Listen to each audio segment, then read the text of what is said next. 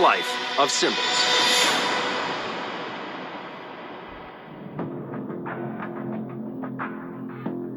Today, we're going to talk about corporations. The United States of America no longer exists. And the reason why it doesn't exist, we are now a corporation. We're not a country. And the reason why is because many years ago, there was something happened here called the Civil War. And the Civil War, we're told, was one of the bloodiest wars humans have ever fought on the earth. It was a very bloody war. And so after it was over, it was understood that we are now, after the war, many things, but united was not one of them. One half of the country was killing the other half. And there's a lot of bad feelings among the Americans back and forth between North and South. Well, it was decided, all right, then let's do this. Let's have a United States corporation. We'll start a company. We'll call it the United States Corporation. It'll be a privately run municipal corporation. And we'll call it the United States Corporation. So therefore, everyone who is here will become an employee of the corporation. If you're working for this corporation, when you're on duty, you always usually have some sort of an identification tag showing that you're an employee of the company. As long as you are working and you're making money, then you are contributing to the company, the corporation. You're on the company time, so to speak. And so you are making money, and therefore you're paying out bills and paying out taxes and fines and fees and all of that. And so you are securing the corporation. They need the money, and so you're giving them the money. You're making the money and giving it to them. So you are a security. Water is the basis for our economics, period, on the earth. Because in the ancient world, going far back as the earliest times in the Roman Empire, the powers that be in the world then realized that they started to build their economic system in the Roman Empire based on the Phoenician Canaanite system of commerce in the Middle East, because they knew how to make money and they knew how to control money. So the ancient Romans understood and finally figured out that there should be two laws on the earth. The earth is two things. The earth is water and land. So there should be a law for the water and a law for the land. So today we even have terms that say, well, that's the law of the land. Why do you distinguish it law of the land? Because there's another law called the law of the sea, or the law of water. So the law of the land is the laws that govern the culture of people on a particular spot of land. And so when you go to another country, you should be aware that there's a law of the land, which means there's a custom. You have to get used to the way people live and the way they do things. There's another law that supersedes that law, which is far more important. It's called the law of the sea. And the law of the sea is the law of water. And the law of water is simply banking, banks. Banks are all over the world. All banks operate the same. They operate on water. And so the bottom line is that your commerce is based on water. All ships, airships, rocket ships, sailing ships, I don't care what it is. If it's a ship, it's always referred to as a female. It's always she. The captains of any ship will tell you, oh, she's a good ship and she's seaworthy and oh, she's this and she's that. What do you mean she? The reason why captains call their ships she is because she delivers the product. And the product is usually based on water, and when her water breaks, there's a product. And the product was caused by the male manufacturing. So he has manufactured and she is in labor building the product. And so the product is based on water because when her water broke, the product comes out.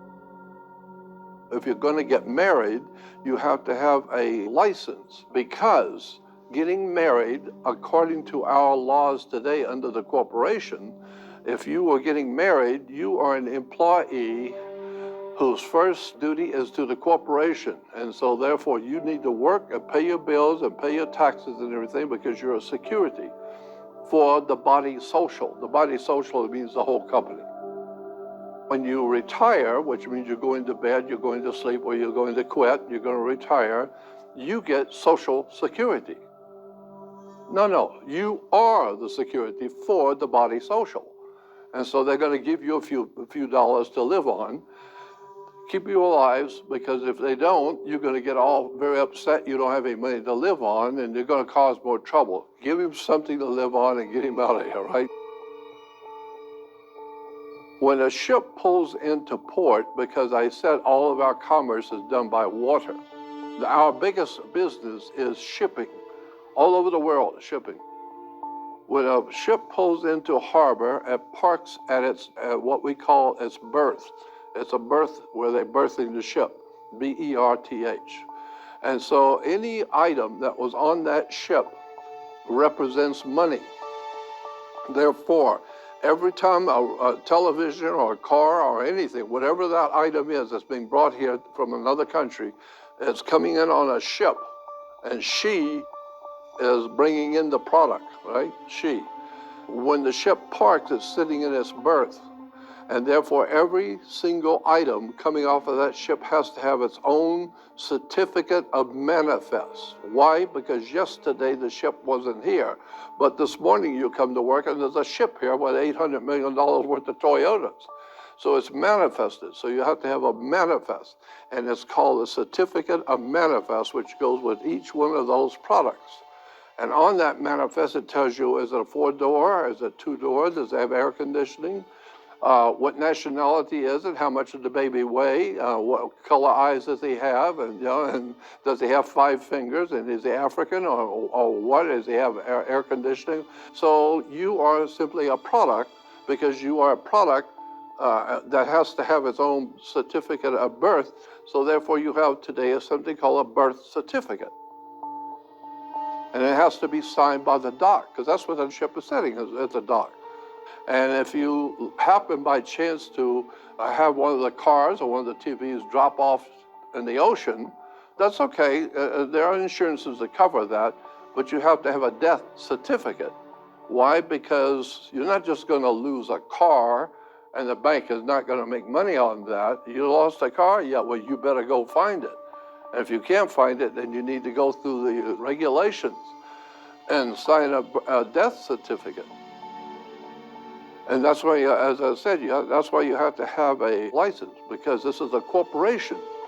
And used to, when we were a republic, you could wear a gun anytime you wanted, and you could go into town and go in the bar, and if you have a falling out with a guy in the bar, you can either settle it like gentlemen, or you can go out in the street and duel. And one of you is not going home tonight, see?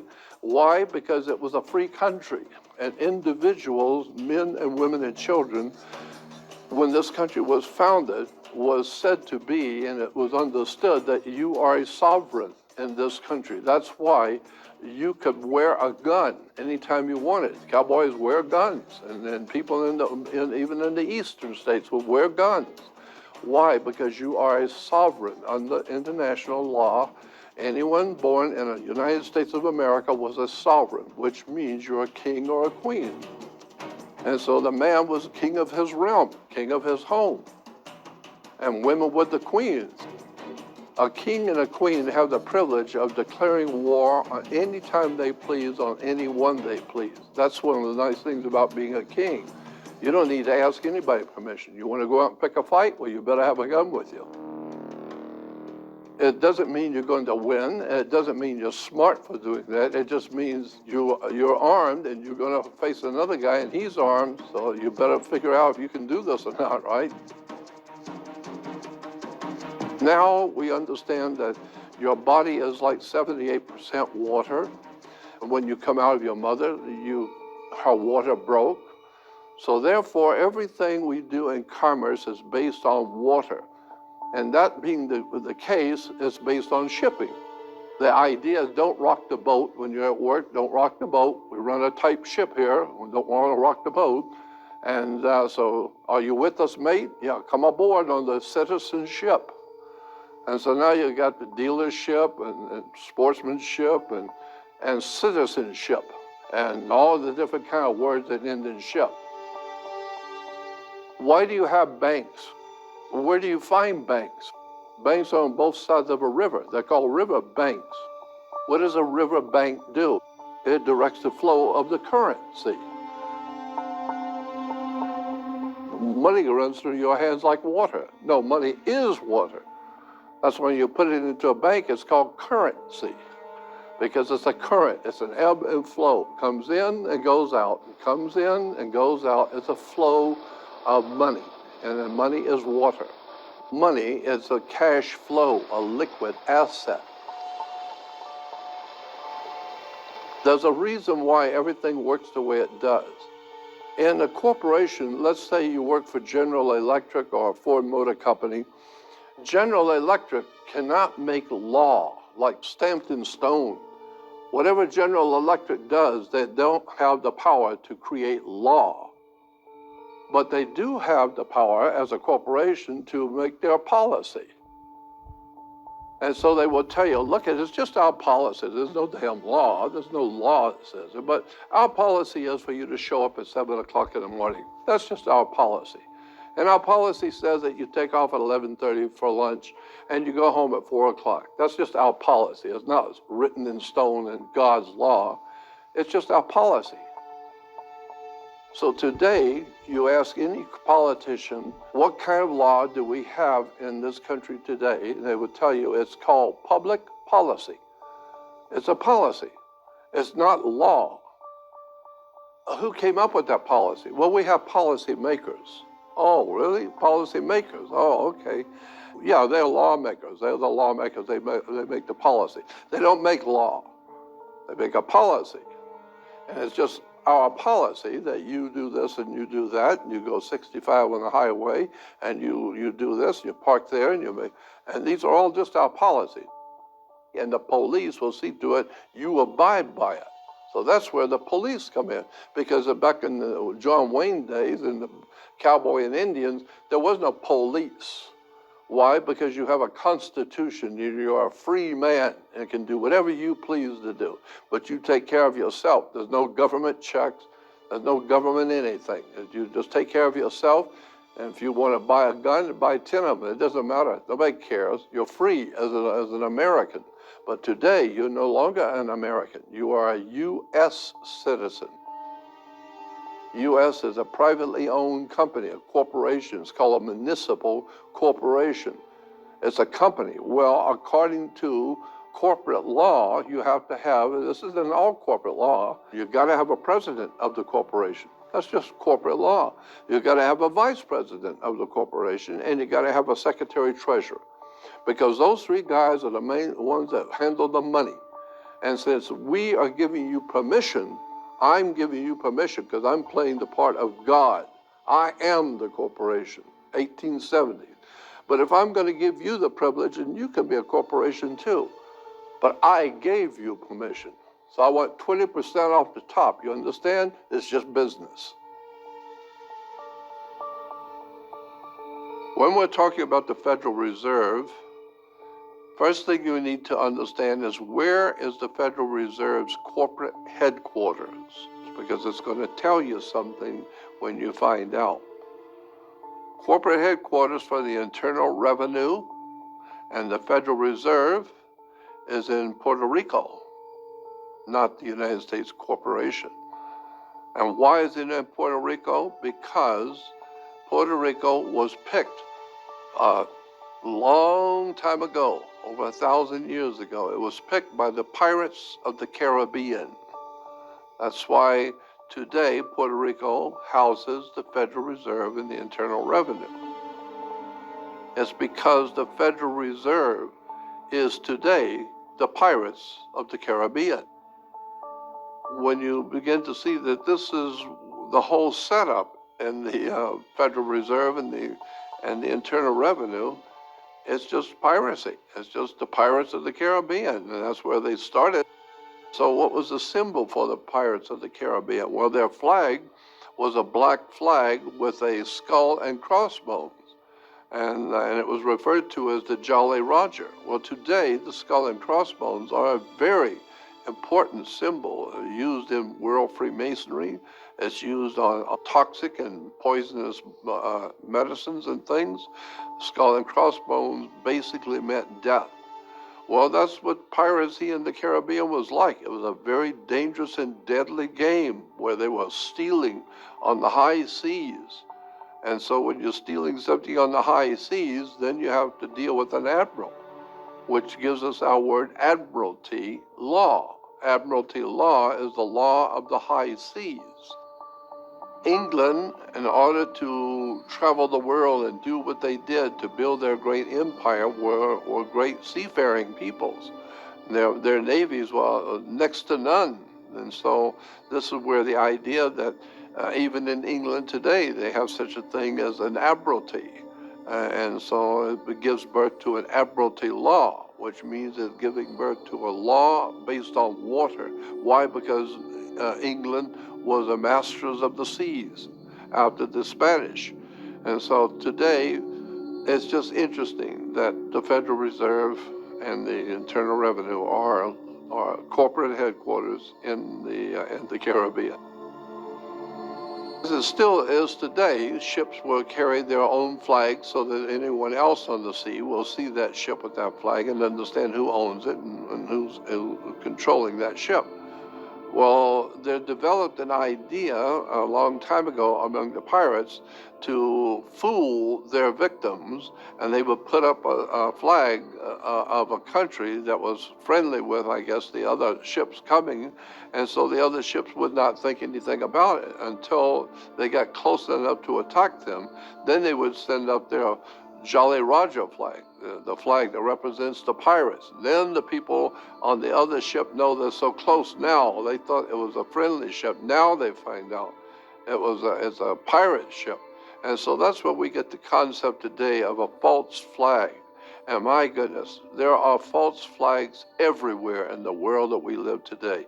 So many people think that if you trust some country or trust somebody to do something for you and he's got a friend, and then one day you find out they're not your friend. They've never been your friend.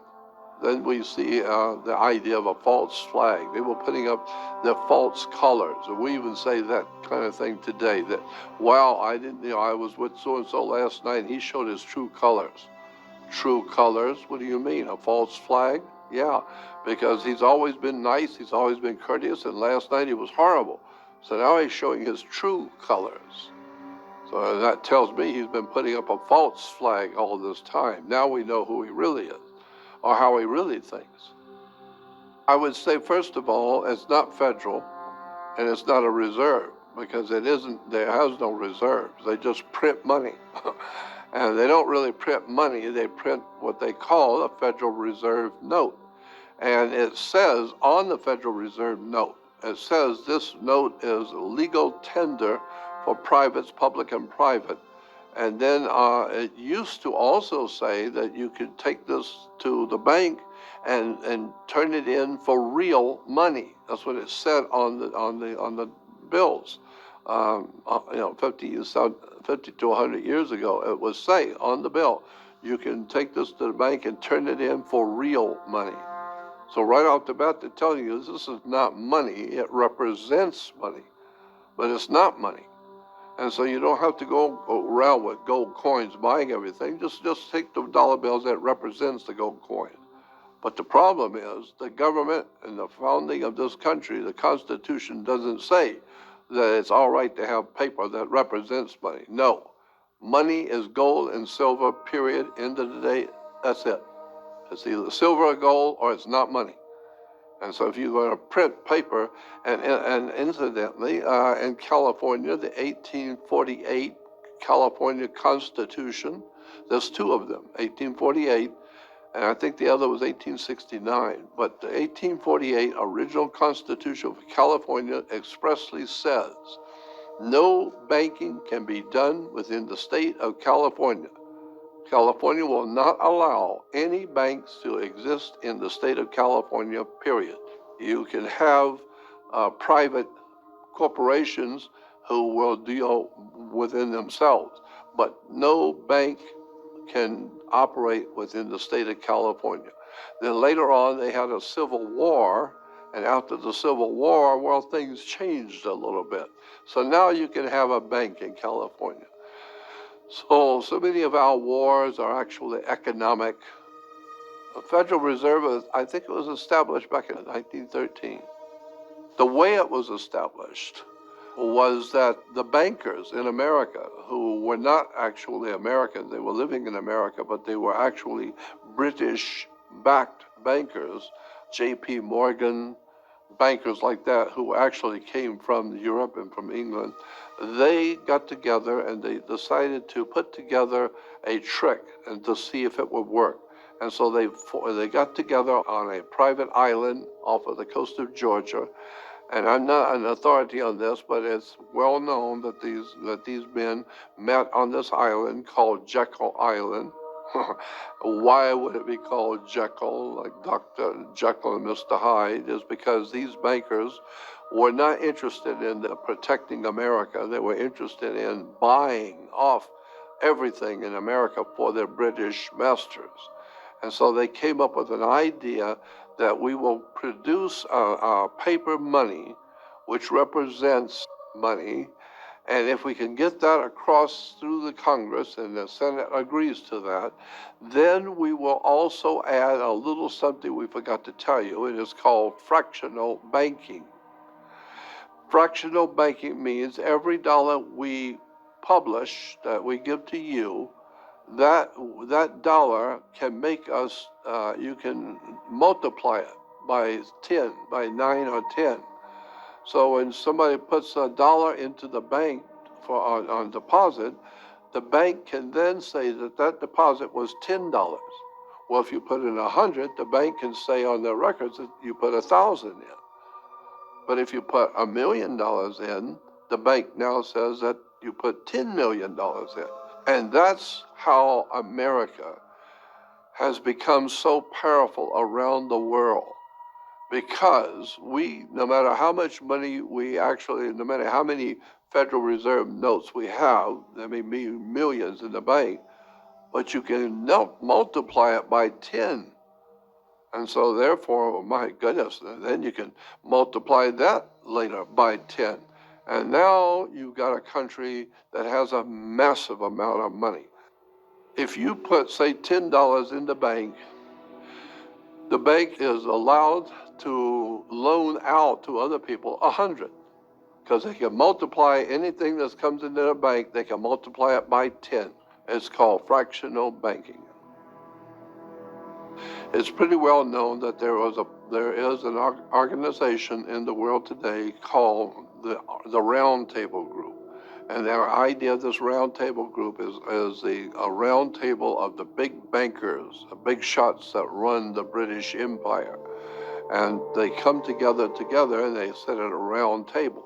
Why they are required to sit at a round table?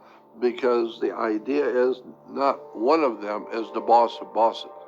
It's a group, and they're all equal around the table, but they're all bankers, and they're all working for the same cause. And so ultimately, people don't realize that all around the world, especially in America, you're buying things and purchasing things. And so in 1902, these bankers, these London bankers, they met in 1902, and the idea was that they were going to slowly but surely infiltrate into the United States' business and ultimately get the United States of America into debt, and so that they will ultimately be able to own the United States of America for England. We have documented evidence that the Federal Reserve is a part of that plan to actually take over America and do it in such a way as to get America involved in business so that eventually the British banking cartels around the world will ultimately own the corporation called United States. And so that's what happened today. We are now under the authority of the British government, in point of fact. Under the system of the Federal Reserve, it was supposed to be, what we were told is that the Federal Reserve was being put together to protect the fluctuation in business. Sometimes we make money, sometimes we're broke, but to make sure that we always have a nice, even flow of money, we need someone to control that. And so once they bought into that idea and accepted the Federal Reserve, now you've had 2 world wars, and God knows how many wars are going on each day that the Federal Reserve is financing the militaries around the world. And the more you finance the militaries, the bigger the wars get. And now they're all over the world. And so we see that as any normal big fight, any prize fight, you're going to have a fight promoter. And this person, as the fight promoter, is going to put up the money for the fight and finance the event and pay all the bills for everybody. But he's the fight promoter. Why? He's spending millions of dollars. But he's spending millions because he's going to make multiple millions on the fight. So we have today the Federal Reserve and the Internal Revenue and this secret government that's operating out of London. And ultimately, they are the fight promoters. They're causing the wars all around the world. And United States citizens and people are getting involved, in these wars, never realizing these wars are being financed to have a fight, period. They're called fight promoters. I'm Jordan Maxwell, and thank you for watching.